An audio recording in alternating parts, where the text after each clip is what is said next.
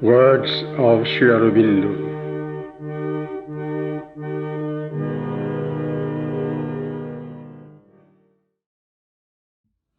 The psychic change.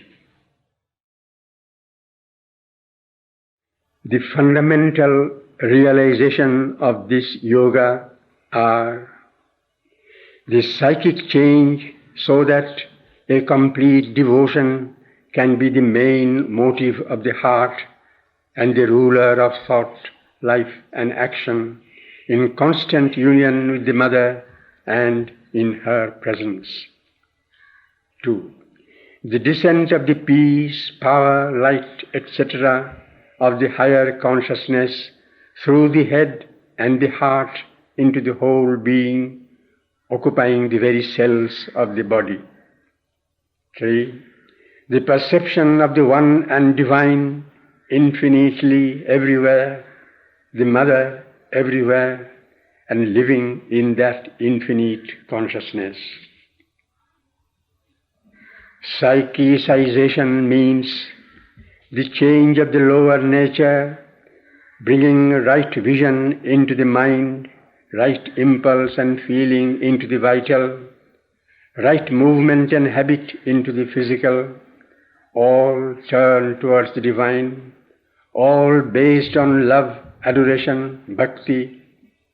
Finally, the vision and sense of the Mother everywhere, in all, as well as in the heart, her force working in the being, faith, consecration, surrender. The spiritual change is the established descent of the peace, light, knowledge, power, bliss from above, the awareness of the self and the divine, and of a higher cosmic consciousness, and the change of the whole consciousness to that. The psychic is the first of two transformations necessary. If you have the psychic transformation, it facilitates immensely the other. That is, the transformation of the ordinary human into the higher spiritual consciousness. Otherwise, one is likely to have either a slow and dull or exciting but perilous journey. I have never said anything about a transformation of the psychic. I have always written about a psychic transformation of the nature, which is a very different matter. I have sometimes written of it as a psychicization of the nature. The psychic is in the evolution part of the human being, its divine part. So a psychicization will not carry one beyond the present evolution, but will make the being ready to respond to all that comes from the divine or higher nature, and unwilling to respond to the asura, rakshasa, pisacha, or animal in the being, or to any resistance of the lower nature which stands in the way of the divine change. The soul, the psychic being, is in direct touch with the divine truth, but it is hidden in man by the mind, the vital being, and the physical nature. One may practice yoga and get illuminations in the mind and the reason. One may conquer power and luxuriate in all kinds of experiences in the vital. One may establish even surprising physical siddhis, but if the true soul power behind does not manifest, if the psychic nature does not come into the front, nothing genuine has been done. In this yoga, the psychic being is that which opens the rest of the nature to the true supramental light, and finally to the supreme Ananda. Mind can open by itself to its own higher reaches. It can still itself and widen into the impersonal.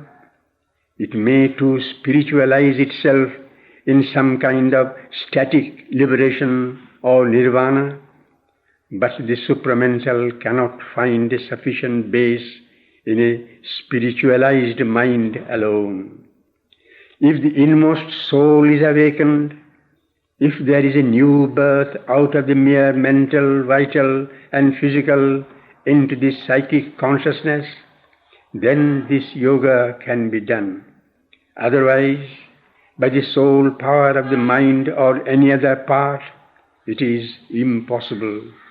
If there is a refusal of the psychic new birth, a refusal to become the child newborn from the mother, owing its attachment to intellectual knowledge or mental ideas or to some vital desire, then there will be a failure in the sadhana. Then only can the psychic being fully open when the sadhak has got rid of the mixture of the vital motives which is sadhana and is capable of a simple and sincere self-offering to the mother.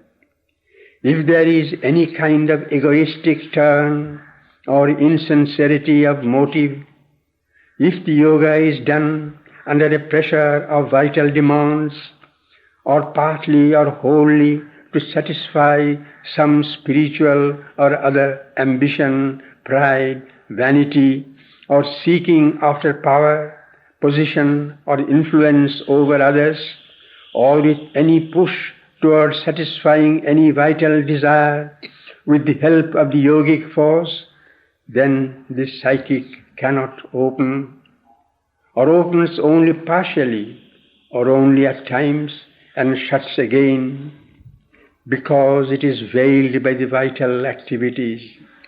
The psychic fire fails in the strangling vital smoke. Also, if the mind takes the leading part in the yoga and puts the inner soul into the background, or if the bhakti or other movements of the sadhana take more of a vital than of a psychic form, there is the same inability, purity, simple sincerity, and the capacity of an unegoistic, unmixed self-offering without pretension or demand are the condition of an entire opening of the psychic being.